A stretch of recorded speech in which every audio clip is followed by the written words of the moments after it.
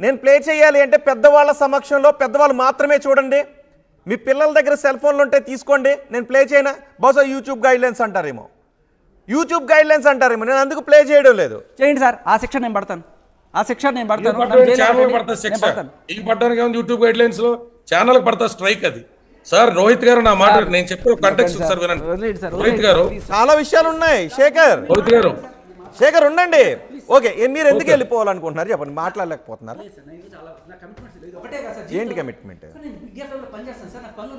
మీరు వాస్తవాలని తెలిసే సమయంలో అంటే అవాస్తవాలా వన్ సైడే వెళ్తుంది, మీరు మాట్లాడలేకపోతున్నారా శేఖర్?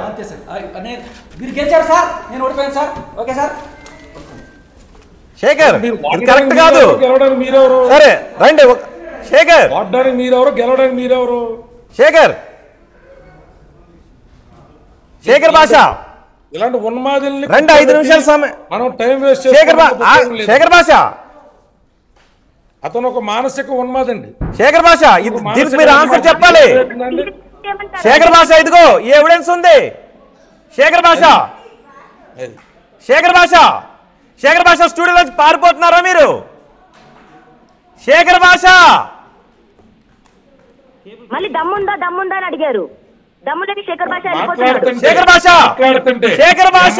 అంటగట్టి ఈ అమ్మాయికి అక్రమ సంబంధాలు అంటగట్టి ఈ అమ్మాయిని బయటికి గెంటేయడాన్ని జస్టిఫై చేసే ప్రాసెస్.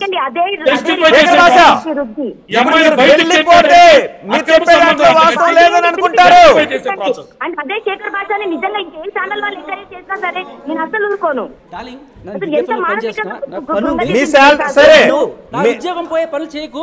మీ ఉద్యోగం ఇప్పిస్తాం, మేము మాట్లాడతాం, మీ ఆఫీస్ తో మాట్లాడతాం.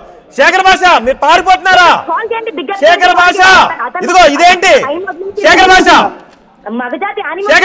వచ్చి మాట్లాడేవాడు ఉద్యోగం ఎలా పోతుంది? పారిపోతున్న శేఖర్ భాష.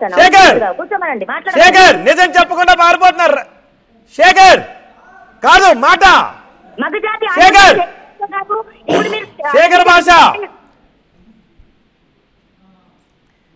భాష షేమ్లెస్ మ్యాన్.